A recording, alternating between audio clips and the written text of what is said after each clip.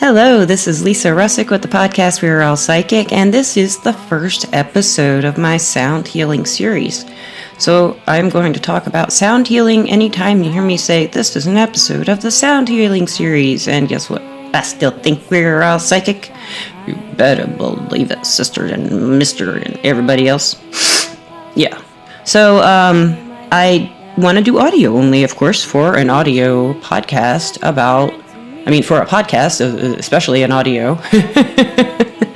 for sound healing, see what you learn, what I learn, what we can do. But for this first episode, I'm just going to go over some introduction to what this is exactly and what my intention is in doing this. First of all, sound healing, it's most people today will know of it as like crystal singing bowls, or you'll see people with singing bowls, maybe meditating with them. And you might see tuning forks being used in different ways to heal people. And a very common thing you can think of is ultrasound. And ultrasound does a lot. And that's using sound waves to do a lot of things. But that's not necessarily metaphysical sound waves. That's not necessarily the healing frequencies I'm going to talk about. I'm going to talk about the 432 hertz frequency scale. In music and in general, in sound in general, and music and notes, and all the histories of musical notes, there are all kinds of scales, all kinds of frequencies associated with scales. But the 432 hertz scale is like the one that most people want to use. So there's solfeggio frequencies you can use too, and I do have the tuning forks for that. And the 432 hertz, the special thing that I like about it is because of what it's known as. It is known as the natural frequency of the universe. And it is believed to promote harmony and resonance with the Earth's vibration. And this is called Schumann resonance, I do believe, if I'm pronouncing that correctly. So this is a wonderful thing to me because I've been working with them with sound bowls and with my harp. I tune my harp to the 432 hertz frequencies, and I'll tune my guitar to the 432 hertz frequencies because I have a tuner that will help me do that correctly. So in my sound bowls, I'm missing one right now, but I have from middle C to high C in my bowls in the 432 hertz frequencies. And that includes the sharps, except for my F sharp, which I still haven't replaced because I don't have the monies to right now. But I will. It'll happen. Or it might be a birthday present from somebody out there. Hey guys, I need an F sharp in the 432 hertz frequencies. I think I better double check. Don't do it. Don't do it. The person who got me interested in this was Angelina. And you've seen her on the podcast if you've listened and seen. She did the last podcast I think she did was one of her moon sessions with me, and she was demonstrating what that's like for each person. And she does usually use a whole bunch of singing and music, and she does it with the sound bowls that I'm talking about, the 432 hertz sound bowls and gongs and rattles and all kinds of cool stuff, and tuning forks too. But now, if you look at the 432 hertz, what does that translate to for everybody else in the normal world? What is middle C and high C if you are not a musician?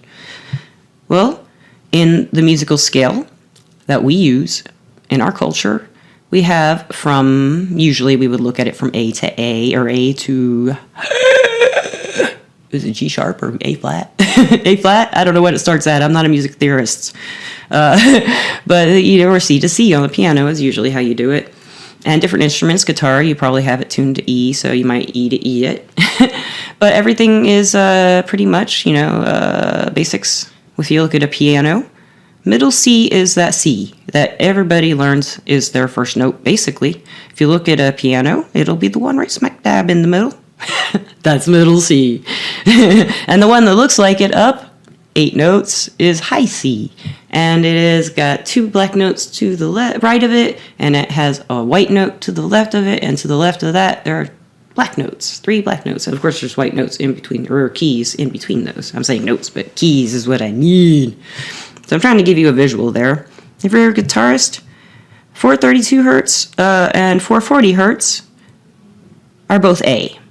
I don't know why I say if you're a guitarist. I don't know why that matters, but it's like a strange kind of thing. Like with my keyboard, I can't tune my keyboard. It's a digital piano, so I can't tune it to 432 hertz. However, I do have audio gear that does that. So yeah, experimental with my ideas. I might do that. And that will be something down the road, about a month or two. I'm going to give you a little history on what the Chat GPT AI people say. You know I love the Chat GPT AI. This is not the astrologer, though. This is just Chat GPT.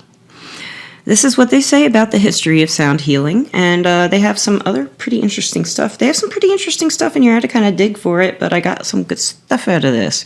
In ancient civilizations, the Egyptians used sound to balance energy and promote healing. And ancient Greeks, and they're talking about Pythagoras a lot in here, they explored the relationship between music, math, and healing. And Pythagoras had a lot of stuff that he did. Let's see. Pythagoras, in around 500 BCE, or BC, however you prefer to do that, before the zero, a long time ago, he was a Greek philosopher and mathematician.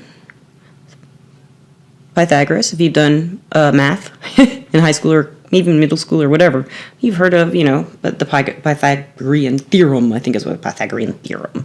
Oh, he does a lot of cool stuff, Mr. Pythagoras. And guess what else he does, or did? He used sound and music to heal physical and emotional imbalances.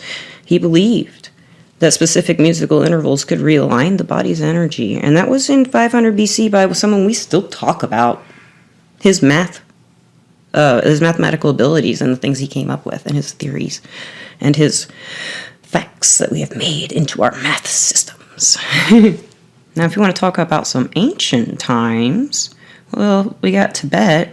We don't know how far back life goes in Tibet, really, do we?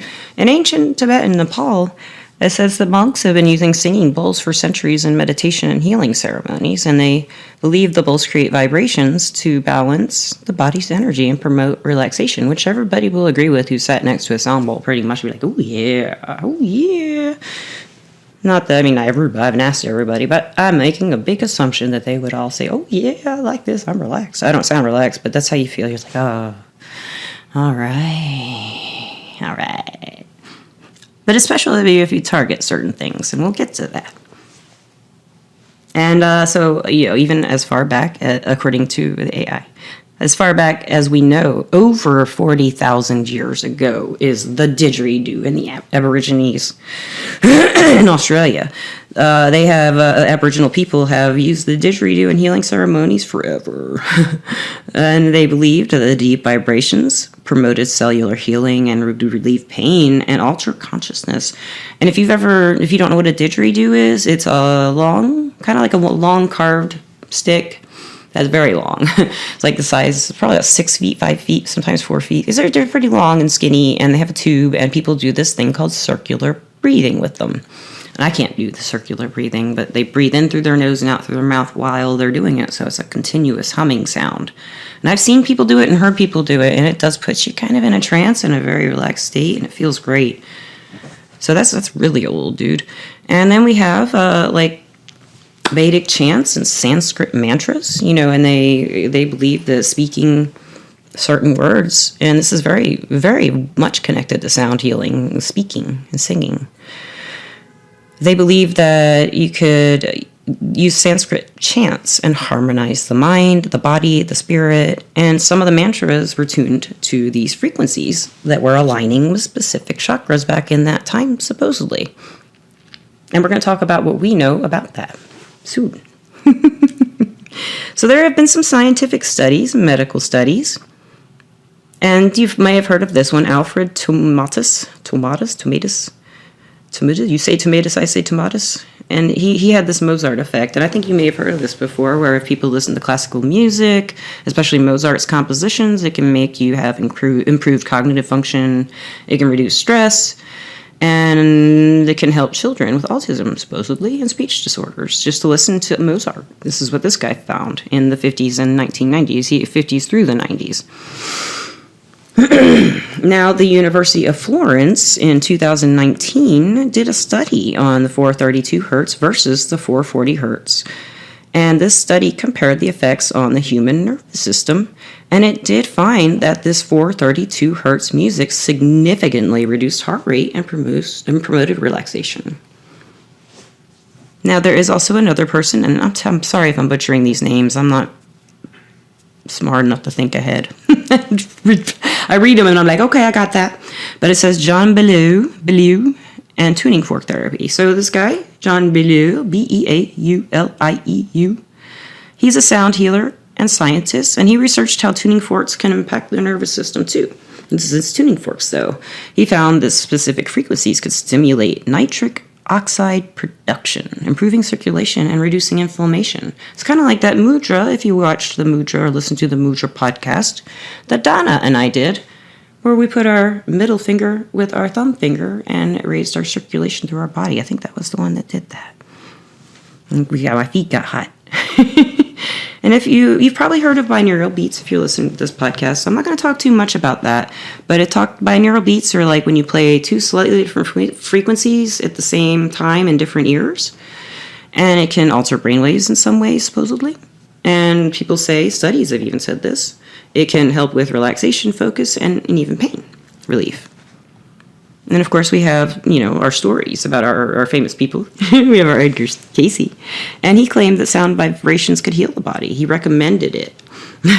He recommended toning, they call it toning, vocal sound therapy, for various ailments. And Nikola Tesla also had a quote that this ChatGPT AI gave me on frequency and healing. He famously said, quote, "If you want to find the secrets of the universe, think in terms of energy, frequency, and vibration." Yeah, I like it. And then there's this person named Paul Horn, and he does this pyramid echo experiments. So he is a musician, and he recorded the flute inside the Great Pyramid of Giza, and he showed that there were these natural resonances that some people believe have healing properties in the Great Pyramid when he played his flute in there. So, and then there were also celebrities who did sound healing, according to this, and they say Joni Mitchell, Bob Marley, Alicia Keys, Kanye West, and they've all used sound healing and sound bowls and all kinds of creative wellness stuff in their singing practices and stuff like that. So it's like, all through rock, pretty much. And, this is the most interesting thing. I find it again. I think it was 1939. I'm going to double check this, guys, because this is one of the things that made me kind of have a little whiplash. Oh, my listeners, it's much worse. Just kidding. In 1953, I was like, that's like 75 years ago or less? I don't know, man, it's less. So it says in 1953, the International Organization for Standardization, ISO 16, officially set the note A to 440 hertz as the global standard. Until then, people were using all kinds, anywhere from 415 to 450 that we know of in the 19th century. And in 1917, the American Federation of Musicians first recommended 440 hertz as a standard, but it wasn't really accepted until about 1936, and then they discussed it more as a concert pitch. They really wanted to have like a universal concert pitch. I guess it doesn't say why here, but I'm assuming it's so that people could move and play their instruments and not have to tune differently. Maybe, I don't know. It seems like most people can tune their instruments anyway, but maybe they didn't. I don't know. My best guess is that it was for travel, and everybody's syncing up to the right frequencies. But I really don't know, because that's around in the 50s. That's when people were starting to get out and about planes and travel around the world. Really, anybody could. You got TV. You got to sync all that stuff up. It's really crazy. 1953. They changed this universal sound frequency of healing for the body and the earth and everything to 440 hertz. And the number between that is 8, and that is number of control. Just kidding. I'm just playing with you. 432 hertz, 4 plus 3 plus 2 is 9. So it's like, this is like 9. 9 is a global number. It's like giving back to the world. The global number is kind of interesting. Just kind of put that there.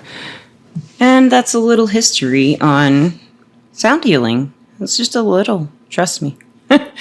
So what I'm going to do with the sound healing series is I'm actually going to put it into practice throughout this whole series.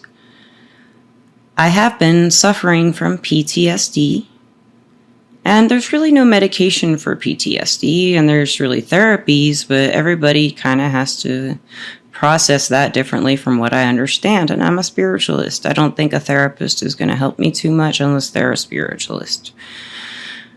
So I thought, I'm doing this sound series, and I really want to talk about something I can heal or try to work on healing with the sound frequencies as we explore them in this podcast. And I chose the PTSD because it's the hardest thing I'm dealing with right now as far as me and energies in my body. And PTSD, if you don't know anything about it, stands for post-traumatic stress disorder. And usually it's, you have traumas. Yes, post-traumatic stress disorder traumas. And these traumas can energetically get stuck in your body, and you get physical side effects. You get all kinds of side effects. And mainly I've damaged my relationships and everything because I was damaged. So something just broke. It's like what it felt like I snapped or broke, or it's not broken. I'm not broken. You know what I'm saying? But there's moments where, the PTSD episode, the first one lasted like 4 or 5 days. And just 2 days ago, I got triggered again just talking about something that upset me. And I haven't really calmed down from it, And then somebody else triggered me yesterday, and I just haven't been really myself. So I was thinking, I started this sound series yesterday and didn't get to finish it because I was going to go into a lot about the frequencies and what exactly they do and all that stuff. But that's kind of dry right now. I really want to put this into the podcast episode series. So I want to talk about spiritual perspectives of PTSD, post-traumatic stress disorder. You can look up the medical ones on your own. So they talk about, like say a shaman might talk about energy fragmentation. Some people believe that you can have a piece of you get stuck somewhere in your trauma. And a shaman might do something called a soul retrieval and go back to that trauma and get it and bring it back and put it in your energy field. And some people say that intense emotional change of trauma, the intense emotional charge of trauma can get stuck in the body's energy centers, like the chakras or in the aura. So this is like blocked energy. You might hear people say your energy is blocked. And this can cause all kinds of problems in your emotional health, physical health, I believe, and your thinking, right? You got blocked energy, you can't think maybe as clearly as you did before about things. If you're thinking about a trigger from a trauma and you're in a trauma state of fight or flight or run away or beat the crap out of someone, whatever it might be for you, or just staying still and not moving maybe even. So then there's lower vibrational imprints. Some people may say, you may hear of lower vibrations in energy work or spirituality or mediumship especially. So lower vibrational energies are not the hertz, say like what we're talking about with hertz and sound healing maybe. Or maybe it is, I don't know. But in this case, some people believe that trauma can create negative vibrational imprints in someone's energy field, and then attract similar experiences or those emotions over time. That's kind of what most people's psychology believe. If you have had it happen to you, you're probably going to perpetuate it because that's all you know. And so do spiritualists believe this. If you've been around something all your life and it's what you know, you keep going after it, keep tracking it until you try to change the root issue within yourself. So then, some people think that you can also have post-traumatic stress disorder from ancestral or past life trauma. And that's kind of like unresolved ancestral trauma, past life experiences, stuff like that are resurfacing for healing, if you believe in generational stuff and reincarnation and such. And some people just say in the nervous system, in the chakras, you can just have imbalances from the trauma all around. Trauma can cause overactivity in the root chakra, the solar plexus chakra, and the heart chakra. And the root is your safety feeling. Solar plexus in this situation is like control. I usually think of that as the solar plexus as your willpower, but is this just control? Being not like feeling controlled or out of control or something. And then heart chakra, emotional processing. Like trauma is like you can't process it. That's the problem. It's kind of stuck. It feels like in there somewhere. It really does feel like that. So, for sound healing, I have a bunch of techniques I'm going to try. I'm going to try some stuff with my tuning forks with you guys. I'm going to try some things with my singing bowls with you guys. And I'm going to do some vocal toning and humming. May try some drumming. And some more stuff I'll tell you about in the next episode. Because I'm going to put together for you in the next episode a bunch of information about what the frequencies are associated with. And I will have it will be an audio podcast, but I will have a video up of it so that you can see the chart I will make for this. And I will also put in that episode, when I publish that episode, I will put the chart on our website and on social media and all that good stuff. So everybody, I'll keep this kind of short and sweet for the first episode. And I do want to explain one lovely note. It's the G note. I'm starting with a G note in the 432 hertz tuning, and that is resonating with 384 hertz. Okay? So this is associated with the throat chakra, and this chakra is about communication, self-expression, and the release of suppressed emotions in this case. And that is something that is a key area that is affected by PTSD, especially the throat.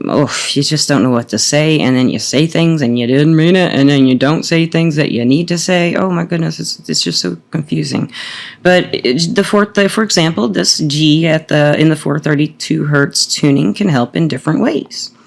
In the body, for physical healing, it can help regulate the vagus nerve. I'm not sure if I'm saying that correctly. I will look that up next time. Maybe. Which is critical for calming the nervous system after trauma. And this G note in the 432 hertz tuning, can release tension, muscle tension in the neck, shoulders, and jaw. And this is kind of where a lot of trauma is stored for the throat. And I am always clenching my jaw, and not always, I'm doing it a lot. And in my neck, you guys know about my neck if you listen to the podcast, my neck's a mess. And my shoulders too. And I do keep all the tension there, and it's just stuck there, it's just stuck there. It doesn't do anything but stick there. So I'm hoping the sound stuff might help. And it can also help thyroid function. So that thyroid can be really badly impacted by chronic stress, which is what PTSD is. And when they say chronic stress, I really understand that with PTSD right now, because like I do take Klonopin for my tremor and anxiety, but it doesn't help the PTSD at all. My blood pressure has been so high, and it's always so low. But whenever I go to the doctor, it's high, and I'm like, why? Like, why is it so high? And I couldn't figure it out. My best guess is PTSD reaction going on and on and on and on and on, and just stress. So the G can also do this for your mind, psychological and emotional type healing. It can help release suppressed emotions, like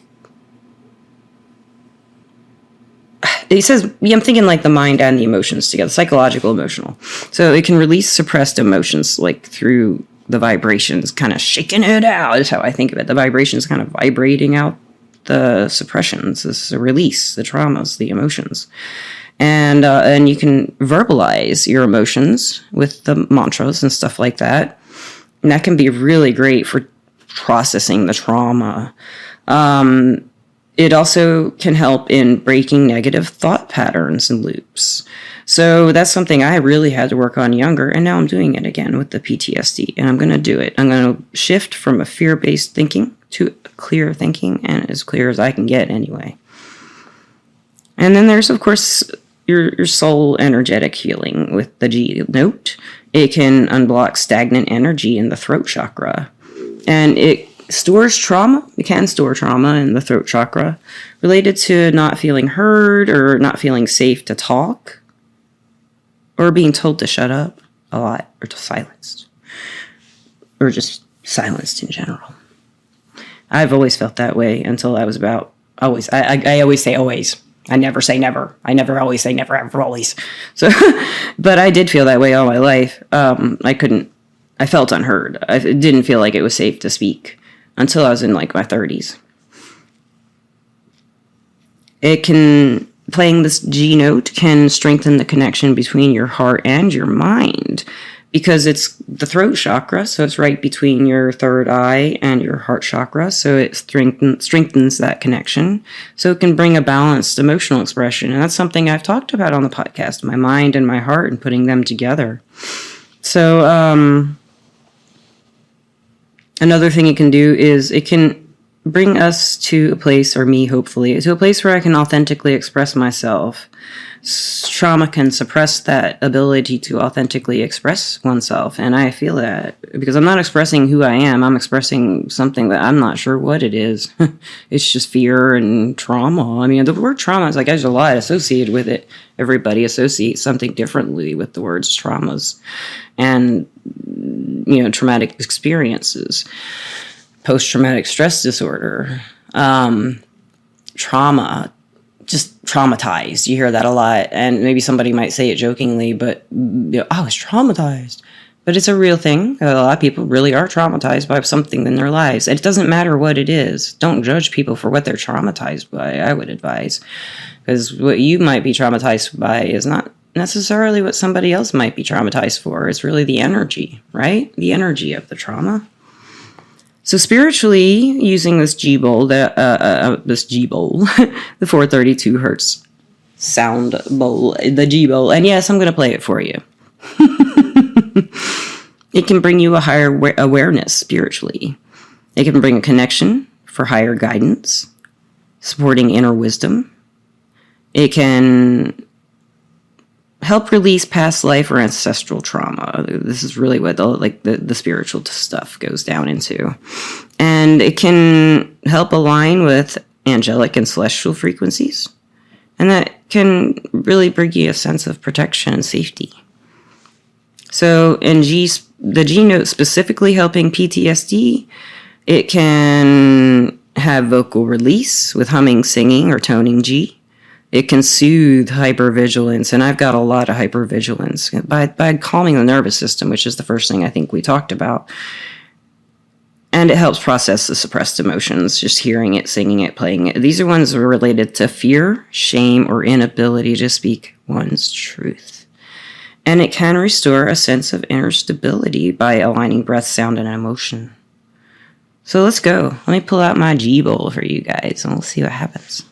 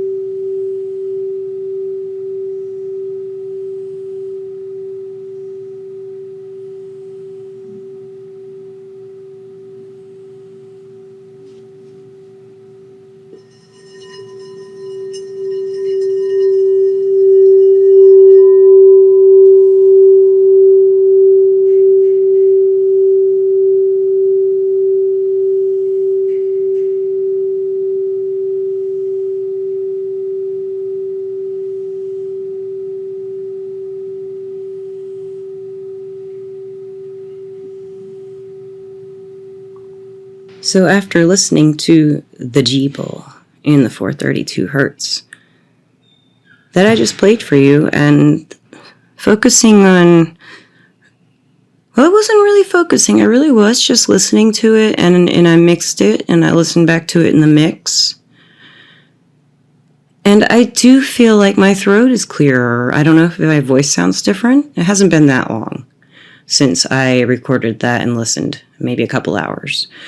And I did do a reading in between, and I feel like I feel like, that's the best way I described it, or was describing it in the podcast, what I was hoping for of all the things that I described, what the G-Bowl might help with regarding PTSD, is this feeling like my mind and my heart have a bridge more than before. Like there was a block there, and it's still there a little bit, it's still there. Need to hit that G-Bowl some more, I guess, work with it some more.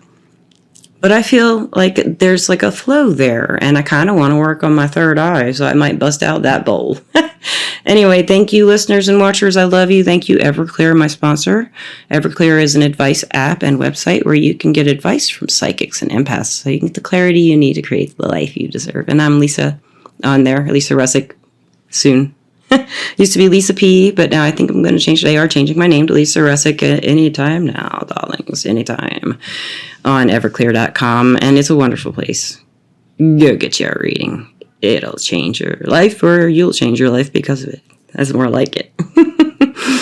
And lastly, listeners, I love you, and thank you so much. I'm going to turn this into a video just so that I can mix the audio a certain way at the end, or I'm going to try to make it like a 360 surround sound for people who can hear that in my audio program. So that's just for the sound bowl. And I love you guys. Peace. Until next time, out.